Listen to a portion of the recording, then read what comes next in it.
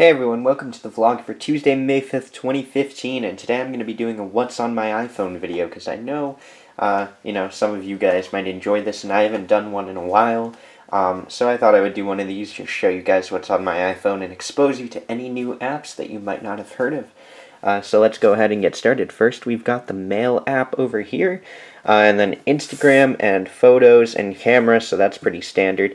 Next, we've got the YouTube app, and then just the Apple Weather app, and Twitter and Facebook. Then down here, we've got Facebook Messenger, Snapchat, and here's Instacast. I like this a lot more than the default podcast app. I just think it works a lot better. It's a lot smoother. And the podcast app has some problems, and it doesn't really work all that well a lot of the time, so I think this works a lot better. Anyways, then we've got Settings, then Clock, App Store, Amazon, and Notes. Amazon is Amazon, and I love Amazon. I'm a huge Amazon fan, so I had to have that. Next, we've got the YouTube Creator Studio, which basically lets me, see when people comment, reply to comments, see how things are doing, and it's, really cool for me to be able to just reply to comments on the go or like them or whatever. Next up, we've got Alien Blue. This is a Reddit client, so it's actually really, really cool. You can just search Reddit, see all the funny Reddit posts and screenshots and all that people post on Reddit. So next we've got Social. So this is like my social media stuff. First we've got Tumblr, which I haven't used in like a couple of years, but I used to think there were funny things on there. Next up we've got Vine, which I only follow people, I don't post anything on Vine. Then we've got Ask FM, which I haven't used in a long time either. This is the Xbox 360 Smart Glass app, Yahoo Fantasy Sports, Skype, the PlayStation app, the Xbox One Smart Glass app, Periscope, and then Followers Plus and Steam. I don't stream on Periscope. I mean, I doubt anyone would watch it if I did, but there are a lot of cool people who do use Periscope, so I have it for that. Next up, we've got the Extras folder, which is stuff that I use on a semi-daily basis, but don't want to have, like, on my home screen. Oops. So we've got Calendar, which is just the calendar app, then Reminders, FaceTime, My AT&T, which lets you track a bunch of stuff about your AT&T account, like how much data you've used and all that. Crunchyroll, and it's an anime premium subscription site. AccuWeather, which I find is actually very accurate, so Maps, which is just the Apple Maps app. Air Music, this thing is really cool. If you have an Xbox 360 or a PS3, it'll actually serve as a DNL, hotspot, and you'll be able to stream music that's on your phone to your 360 or PS3. I believe it works on the PS4. I'm not sure if the Xbox One has DNLA support yet, but if you have an Xbox 360, you can stream the music in the background while playing games, and it'll replace the game audio or the game music in the game, but you'll still be able to hear game audio, like people talking or gun shooting or whatever. Then we've got the Nest Thermostat app, which lets me control my thermostat. Over here we've got Voice Memos, Google Classroom, and MyFitnessPal, which I kind of stopped using because it's too hard to like put in the calories for every single thing you eat. But Google Classroom is because my school makes us use it. Then we've got Fandango, which I use to get movie tickets. I love the Passbook integration. You don't even have to like go stand in line or like print your tickets or anything. You just take your phone there and the guy scans it and you've got your ticket right there, and you don't even have to like go through any hassle. I love it. Then I've got Google Maps, which is way more accurate than Apple Maps. Then I've got Health. I love the Health app. I just like the information it gives you. I don't know, I think it's really cool. And then we've got Google Drive, which is where I keep like stuff for school, other files.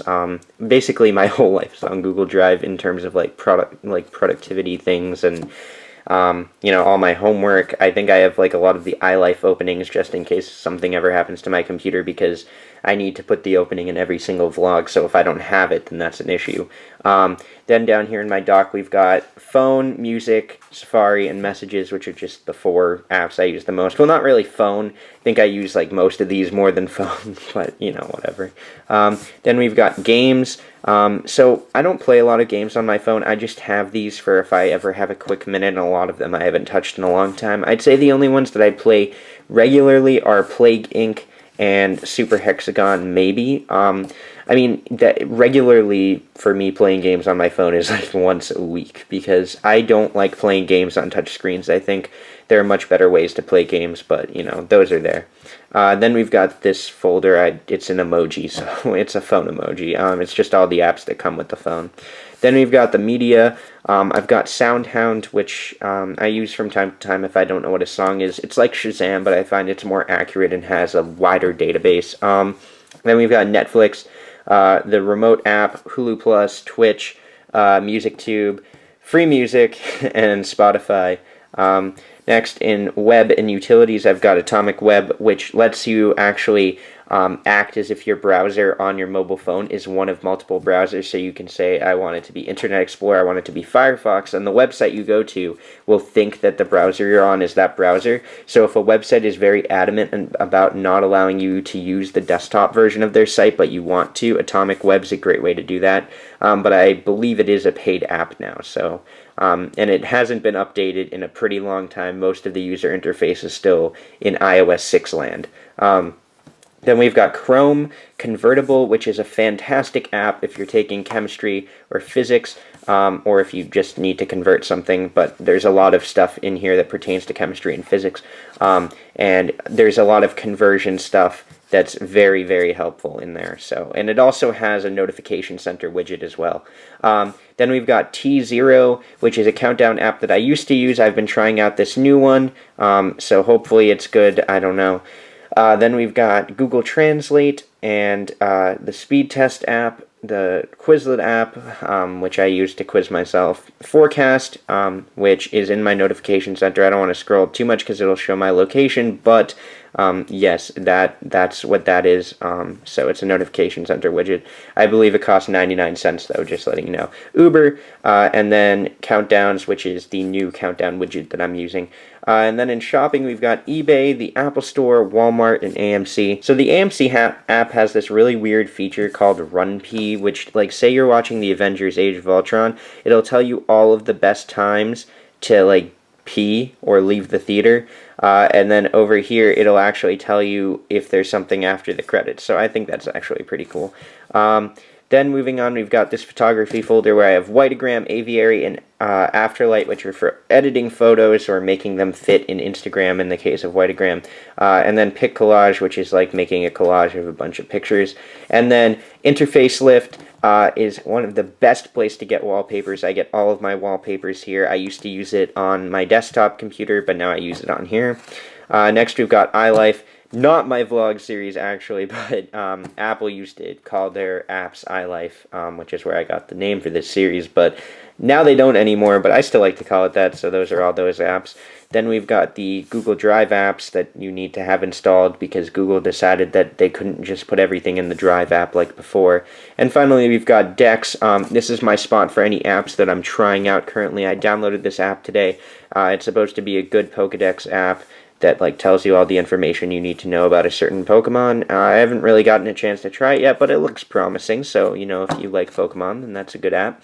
But anyway, guys, those are all of the apps on my phone. I hope you guys enjoyed. Let me know if there's any apps that you guys use that you think that I should use, any apps that maybe I taught you about. Leave them in the comments down below.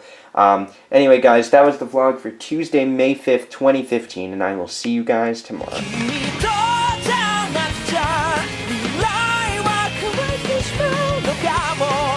きっと今も笑